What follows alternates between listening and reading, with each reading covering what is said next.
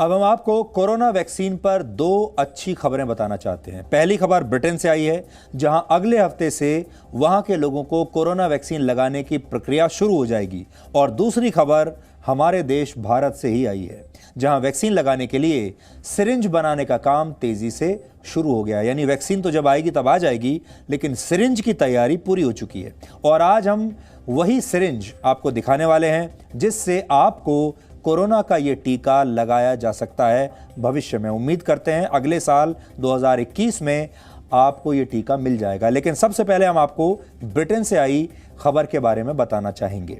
Britain में America की बड़ी फार्मा कंपनी फाइजर और बायोएनटेक की कोरोना वैक्सीन को इमरजेंसी इस्तेमाल की मंजूरी मिल गई है। इमरजेंसी इस्तेमाल का मतलब यह है कि जब तक इस वैक्सीन का लोगों पर कोई दुष्प्रभाव नहीं होता, तभी तक इसका इस्तेमाल किया जाएगा। ब्रिटेन ने 4 करोड़ वैक्सीन का ऑर्डर दिया है, जिनमें से 8 लाख वैक्सीन अगले कुछ दिनों में वहां पहुंच जाएंगी। ब्रिटेन के हर नागरिक को वैक्सीन की 2 डोज दी जाएंगी, यानी वैक्सीन की पहली खेप से 2 करोड़ लोगों को टीका लगाया जाएगा। अगर यह प्रयोग सफल रहा तो ब्रिटेन को लगभग 8 करोड़ और वैक्सीन की जरूरत पड़ेगी, क्योंकि वहां की आबादी 6 करोड़ से ज्यादा है। ब्रिटेन में यह वैक्सीन सबसे पहले 80 साल से ज्यादा उम्र के लोगों को लगाई जाएगी, यानी सबसे पहले जो उनके सीनियर सिटीजन्स हैं उसमें भी 80 साल से उम्र के जो ऊपर के लोग हैं उन्हें सबसे पहले लगेगी। स्वास्थ्य और सामाजिक सेवाओं से जुड़े लोगों को यह वैक्सीन पहले चरण में लगाई जा सकती है। उसके बाद जिन लोगों की उम्र 50 और 80 साल के बीच है और जिन्हें पहले से गंभीर बीमारियां हैं, उन्हें इस वैक्सीन के लिए दूसरे चरण का इंतजार करना पड़ेगा। पहले चरण में अगर सब कुछ ठीक ठाक रहा तो ब्रिटेन की सरकार दूसरे चरण की तारीख भी इसके बाद तय करेगी। कहा जा रहा है कि यह दुनिया की सबसे तेजी से विकसित की गई वैक्सीन है, जिसे बनाने में फाइजर को 10 महीने का समय लगा, सिर्फ 10 महीने। किसी भी बड़ी बीमारी की वैक्सीन के रिसर्च, उसके ट्रायल और उसे लोगों तक पहुंचाने में कम से कम 10 साल का समय तो लगता ही है। लेकिन कोरोना की वैक्सीन बनाने में दुनिया के वैज्ञानिकों को 1 वर्ष में ही सफलता मिल गई। यह भी अपने आप में एक वर्ल्ड रिकॉर्ड है। उदाहरण के लिए पोलियो की वैक्सीन तैयार होने में 47 साल लगे थे, चिकन पॉक्स की वैक्सीन 42 साल में और इबोला की वैक्सीन 43 साल में बनी थी। हेपेटाइटिस बी की वैक्सीन 13 साल में बनी थी। हालांकि HIV एड्स की वैक्सीन 39 साल बाद भी नहीं बन पाई है। HIV एड्स के संक्रमण का पहला मामला 1981 में आया था और आज भी उसकी कोई दवाई नहीं बनी है। हालांकि फाइजर का दावा है कि उसकी कोरोना वैक्सीन का एफिकेसी रेट 95% है। यह रेट ट्रायल के अंतिम नतीजों पर आधारित है, लेकिन यह वैक्सीन कितनी इफेक्टिव है, यानी कितने लोगों को बीमारी से बचाती है, यह तभी पता चलेगा जब बड़े पैमाने पर, यानी हजारों लाखों लोगों को यह वैक्सीन लगाई जाएगी। ये जो वैक्सीन है, ये वहां पर आपकी बाजू पर सिरिंज से लगाई जाएगी, यानी जैसे चोट लगने पर टेटनस का इंजेक्शन लगाया जाता है, ठीक उसी तरह से यह वैक्सीन ब्रिटेन में लोगों को लगाई जाएगी। हालांकि फाइजर की इस वैक्सीन को स्टोर करके रखना एक बहुत बड़ी चुनौती है, क्योंकि यह वैक्सीन -70 डिग्री सेल्सियस के टेम्परेचर पर स्टोर की जा सकती है। इसके लिए खास रेफ्रिजरेटर्स का प्रोडक्शन अब तेज हो गया है। लेकिन अगर भारत जैसे देश में इस वैक्सीन का इस्तेमाल किया जाएगा तो उनके सामने इस वैक्सीन को -70 डिग्री सेल्सियस पर स्टोर करके रखना और लोगों तक पहुंचाना एक बहुत मुश्किल काम होगा, क्योंकि हमारे देश में वैसा इंफ्रास्ट्रक्चर है ही नहीं। फाइजर वैक्सीन की 1 डोज की कीमत भारतीय रुपयों में 1400 रुपये के आसपास हो सकती है, यानी यह वैक्सीन महंगी है। हालांकि ब्रिटेन ने इसके इस्तेमाल की मंजूरी दे दी है, लेकिन पश्चिमी देशों में ब्रिटेन पहला ऐसा देश बन गया है जहां कोरोना वैक्सीन को व्यापक इस्तेमाल की मंजूरी मिली है। और संभव है कि अमेरिका में भी जल्द ही इस वैक्सीन का इस्तेमाल शुरू हो जाएगा, क्योंकि अमेरिका पहले से ही फाइजर को इस वैक्सीन की 10 करोड़ डोज का ऑर्डर दे चुका है।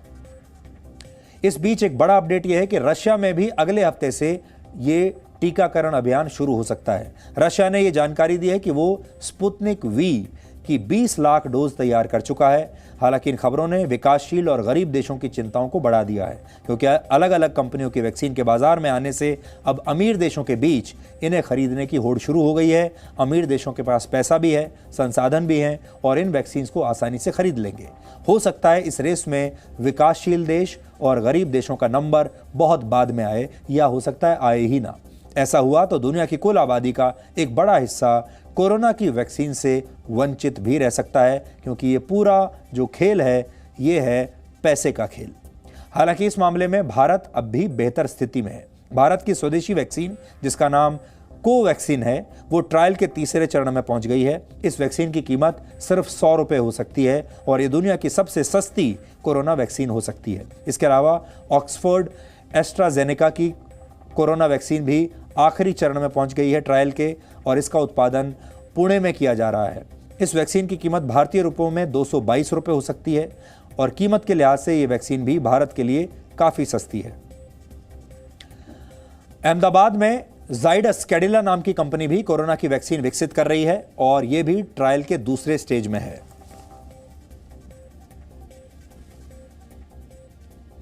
यह कोरोना वैक्सीन के लिए तय मानकों के हिसाब से बनाई गई सिरिंज है, जो अब मेरे हाथ में है।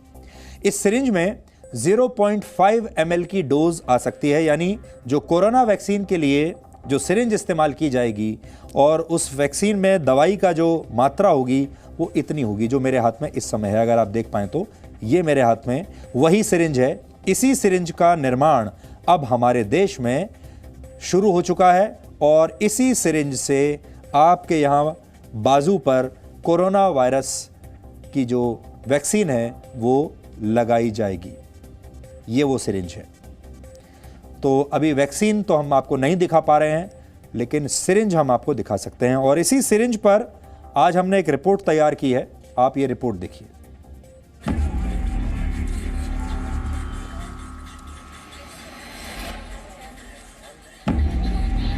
कोरोना वायरस के खिलाफ भारत ने अभी तक मजबूती से लड़ाई लड़ी है।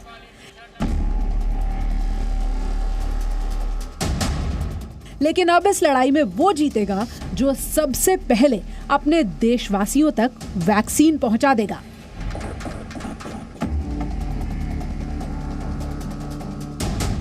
भारत इस दिशा में भी पीछे नहीं है।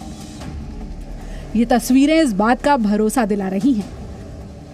ये भारत की सबसे बड़ी सिरिंज बनाने वाली कंपनी हिंदुस्तान सिरिंज का प्लांट है। हरियाणा के फरीदाबाद में बने इस प्लांट में काम किस रफ्तार से चल रहा है, इसका अंदाजा आप इस बात से लगा सकते हैं कि यहाँ इस वक्त हर एक घंटे में 1 लाख सिरिंज बनाई जा रही हैं। ये एक सिरिंज है और इसमें जब कोरोना वायरस से लड़ने वाली वैक्सीन भर दी जाएगी तो ये इंजेक्शन कहलाएगा। वही इंजेक्शन जिसकी आप सबको दरकार है। ये हिंदुस्तान सिरिंजेस का असेंबली पॉइंट है, यानी कि जहां फाइनली सिरिंज तैयार हो रही है। इसके 4 कंपोनेंट होते हैं, तो आप देख रहे होंगे अलग अलग जगहों से अलग अलग हिस्से तैयार होकर आ रहे हैं। कहीं पर नीडल तैयार हो रही है। ये जो नीला हिस्सा आपको नजर आ रहा है, ये वो हिस्सा है जिसमें सुई लगी हुई है, यानी कि नीडल्स तैयार होकर जा रही हैं। कहीं पर प्लंजर तैयार हो रहा है, यानी कि वो दबाव वाला हिस्सा जिसे दबाने के बाद वैक्सीन की डोज लोगों तक पहुंचाई जाती है। और कहीं पर वो फाइनल शक्ल लेकर 4 कंपोनेंट तैयार होके इस तरह से यहाँ ट्रे में निकल के आ रहा है। पीछे जितने भी बैग्स भरे हुए हैं वो सभी इस वक्त हम कह सकते हैं लाखों करोड़ों सिरिंजेस इस वक्त यहाँ बनकर तैयार पड़ी हुई हैं और लोगों तक पहुँचने के लिए काम अभी भी चल रहा है। कंपनी को 20 करोड़ सिरिंज बनाने का ऑर्डर मिल चुका है, जिनमें से 10 करोड़ बनकर तैयार हैं। हालांकि भारत की जरूरत इससे कहीं ज्यादा है। कोरोना की वैक्सीन 2 बार में लगाई जाएगी। पहली डोज के 28 दिन बाद दूसरी डोज लगेगी। इस लिहाज से फिलहाल 90 करोड़ वैक्सीन लगाए जाने का आकलन किया गया है। इतने बड़े पैमाने पर वैक्सीनेशन के लिए सरकार ने ऑटो डिसेबल सिरिंजेस चुनी है, यानी ऐसी सिरिंज जिससे एक बार इंजेक्शन लगाने के बाद ये खुद ही नष्ट हो जाए। भारत में और कई देशों में प्रॉब्लम है सिरिंजें रीयूज़ होने की। अब जैसे ये हमारी कोजैक ऑटो डिसेबल सिरिंज है, ये हमारी नॉर्मल डिस्पोवेन से अलग है। अब जैसे ये सिरिंज है, इसको पीछे मैं खींचूँगा हवा निकालने के लिए, ठीक है। और जब मैंने इसको इंजेक्शन दिया, आपने आवाज़ सुनी, ये क्लिक की आवाज़ सुनी, अब ये प्लंजर लॉक हो गया। अब कोई दोबारा इसको उठाएगा रीयूज़ करने के लिए, खींचेगा प्लंजर तो टूट जाएगा। तो ऐसे ही जो नीडल है, ये जो नीडल है ये इसमें लॉक हुई है। कोई कोशिश भी करेगा तो ये नीडल को बाहर नहीं निकाल सकता। वैक्सीन, वायल और सीरिंज के मामले में भारत न केवल आत्मनिर्भर है, बल्कि इस समय हर कंपनी 100% क्षमता पर काम करके वैश्विक बाजार की जरूरतों के हिसाब से भी तैयारी कर रही है।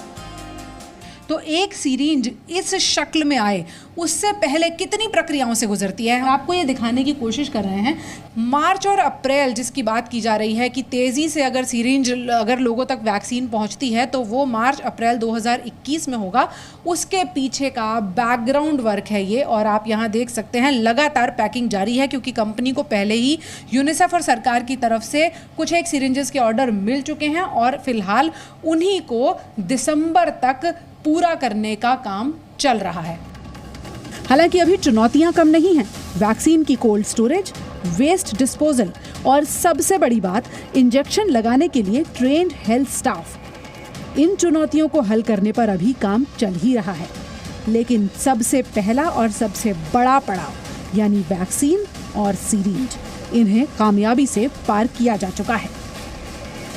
पूजा मक्कड़, जी media, Faridabad.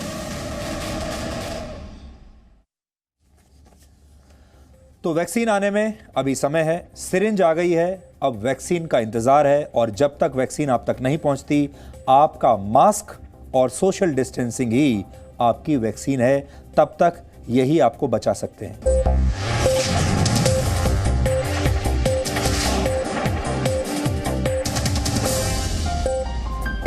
Presenting B News app, available on Google Play and App Store. Download it now.